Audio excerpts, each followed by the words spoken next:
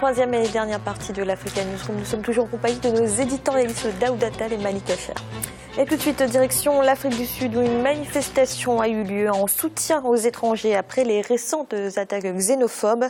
L'armée sud-africaine, elle va être déployée pour maintenir l'ordre dans certains quartiers où les incidents se poursuivent. Onel Kibembe Makaya. Le gouvernement sud-africain affiche sa volonté d'en finir avec les violences xénophobes qui secouent le pays. La police a déployé des renforts dans les zones les plus touchées par ces violences. Dimanche, le ministre d'État de la Sécurité et celui de l'Intérieur et de la Police ont animé une conférence de presse. Objectif : rassurer les ressortissants étrangers victimes de ces violences et réaffirmer l'engagement du gouvernement à y mettre un terme. Nous réitérons tout d'abord la condamnation du gouvernement sud-africain par rapport aux actes de classe ou d'agression violente dans les pillages qui ont été commis la semaine dernière au KwaZulu-Natal et récemment en Gauteng. Nous rassurons tout un chacun de tout notre engagement à assurer la coexistence pacifique entre les citoyens sud-africains et les ressortissants d'autres pays africains qui vivent en Afrique du Sud. Le président Jacob Zuma a condamné une violation des valeurs sud-africaines. Il a annulé samedi une visite d'État en Indonésie au 60e sommet des non-alignés pour rendre visite à des victimes logées dans des camps de déplacés. La police a procédé à l'interpellation de 307 suspects arrêtés pour violences xénophobes.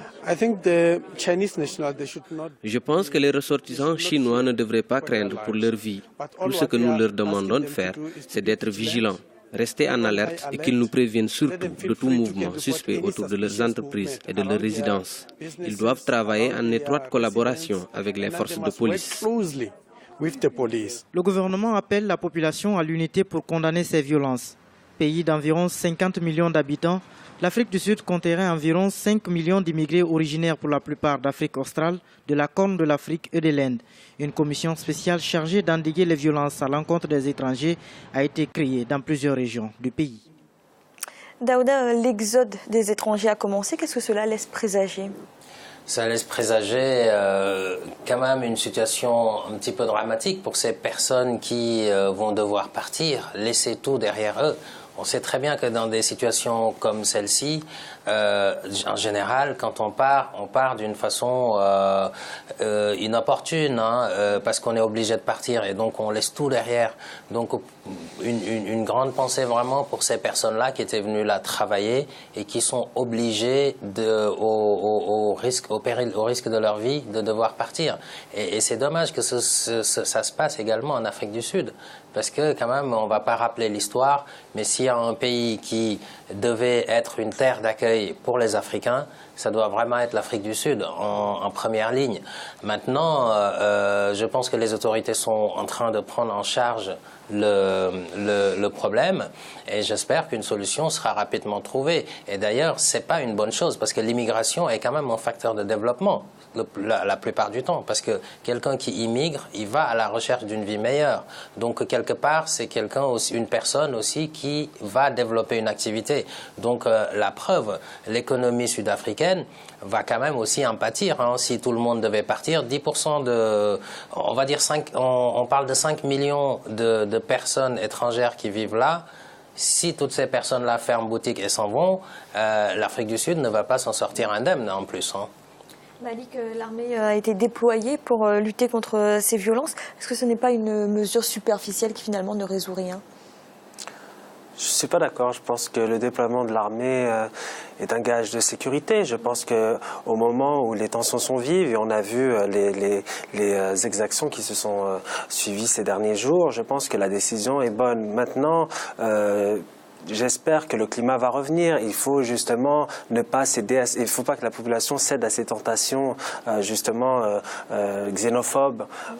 L'étranger, c'est toujours celui qui fait le malheur des autres, selon certains, alors que c'est complètement faux. Et Daouda vient de le rappeler. Il contribue à l'économie sud-africaine. Il la dynamise en créant des entreprises, en cotisant notamment aussi. Donc c'est, je pense, une mesure louable qu'a pris le gouvernement sud-africain de redéployer l'armée. Autre chose, je pense aussi que la responsabilité des politiques doit être mise en avant. Chaque homme politique doit être responsable face à cette situation. Comme vous le savez, le roi des Zoulous a eu des propos inacceptables ces dernières semaines concernant les étrangers. Et je pense que là, l'État sud-africain doit sévir sévèrement. Parce que justement, comme l'a rappelé Daouda, le pays qu'on appelle le pays arc-en-ciel, c'est normalement une terre d'accueil, une terre qui permet à des Africains, d'Afrique australe notamment, du Zimbabwe, de Namibie, du Botswana, de venir chercher un peu une vie meilleure. Et donc j'espère que la volonté politique sera de mise de ce côté-là. Merci messieurs. Dans l'actualité économique, à présent, Wari, société sénégalaise spécialisée dans le transfert d'argent, continue sa progression sur le continent. Il faut dire que Wari se distingue par un modèle de paiement mobile innovant, une plateforme multiservices numériques destinée aux personnes non bancarisées. Idolette Mirabel-Bissou.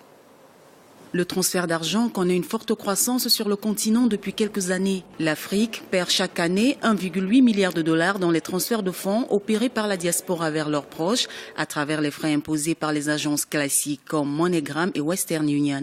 Adaptées aux bourses des populations africaines, les plateformes de services transactionnels et financiers comme Wari ont vu le jour sur le continent. En 1993, je travaillais sur quelque chose qui s'appelait NetPay. Ce concept a évolué vers un système qui est devenu à un moment Call Money et qui a migré vers Wari. Ça permet aux gens d'avoir accès à tout type de services sans avoir à changer leur environnement, sans avoir à bouger de chez eux. Ils peuvent payer leurs factures d'eau, payer leurs factures d'électricité, envoyer ou recevoir de l'argent. L'Afrique du Nord et de l'Ouest captent plus de 3/4 des transferts d'argent vers le continent. Selon les experts, l'envoi d'argent de la diaspora représente un peu plus de 3% du produit intérieur brut de l'Afrique. Créée en 2008, plus de 100 millions de personnes ont déjà utilisé la plateforme Wari. La plupart des utilisateurs de cette technologie sont du secteur informel. Mais c'est des secteurs qui ne sont pas touchés par la fiscalité, qui ne sont pas touchés par les impôts. Grâce à Wari, nous arrivons à mettre en lumière ces flux, les faire passer de l'informel et faire en sorte qu'il y ait une taxe dessus, donc une fiscalité. Et pour ça, je pense que c'est un partenaire réel des administrations fiscales en termes de révélateurs et d'ordonnancement du secteur informel. Les transactions de Wari au sein de l'Union économique et monétaire ouest-africaine en 2014 sont estimées à plus de 3 milliards d'euros. Avec 7 millions d'utilisateurs réguliers, les services de Wari sont présents dans 34 pays. Daouda, le succès de Wari, on peut l'expliquer justement par cette utilisation du mobile comme moyen de transaction? Oui, je pense que là, il y avait un marché concrètement que Wari a saisi l'opportunité justement de ce marché qui existait. Il fallait répondre à un besoin qui était là. Parce que c'est vrai que les agences, les modes d'envoi classiques, que ce soit Western Union, etc., c'était quand même un petit peu plus contraignant. Avec Wari, il suffit d'une pièce d'identité, d'un téléphone portable valable et pour celui qui envoie, et ensuite un téléphone portable pour celui qui reçoit, pour être alerté d'un SMS qui dit telle personne vous a envoyé de l'argent, vous pouvez aller récupérer.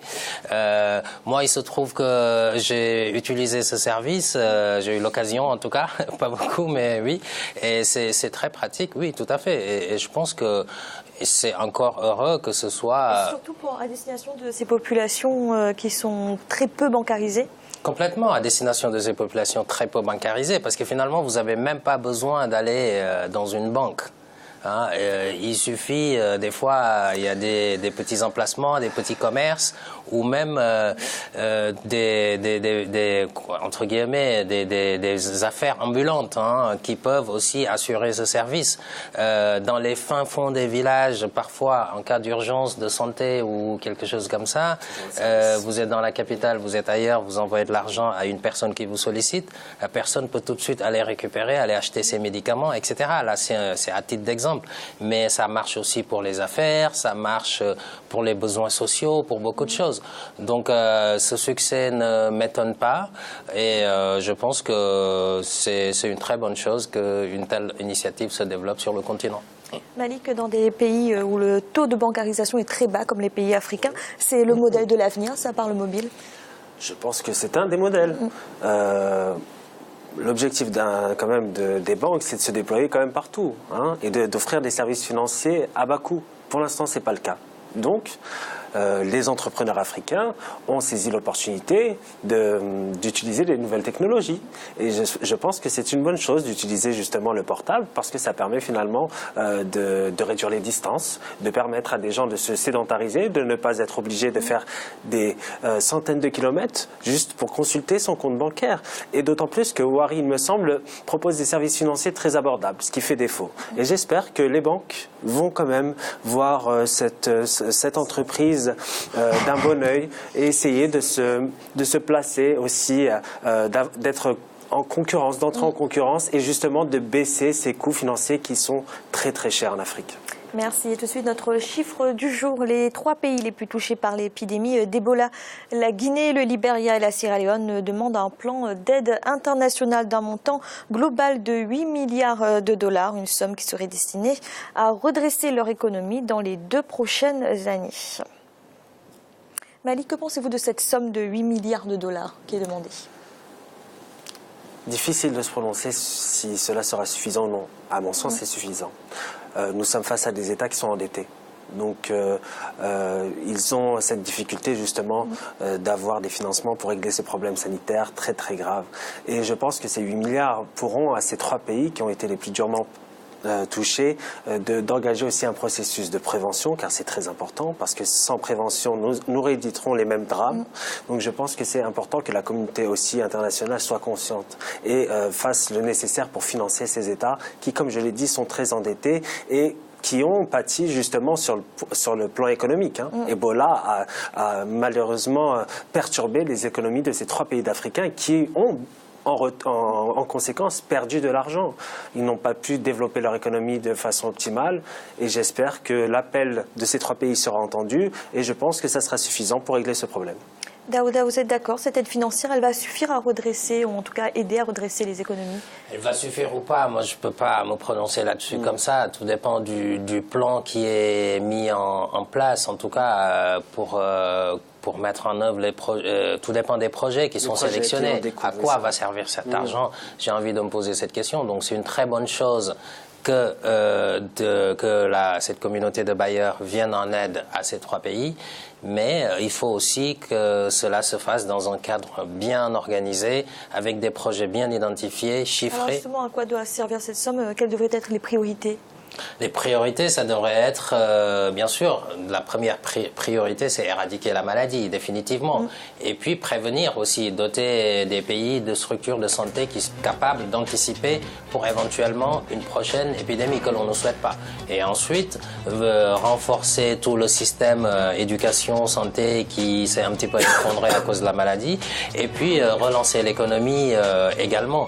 Mais en matière d'aide publique au développement, il y a ce qu'on appelle la responsabilité mutuelle. C'est-à-dire que celui qui donne est aussi responsable de l'usage et de l'efficacité des actions au même titre que celui qui reçoit. Donc j'espère que tout ça est organisé dans un cadre bien concret pour avoir des impacts attendus.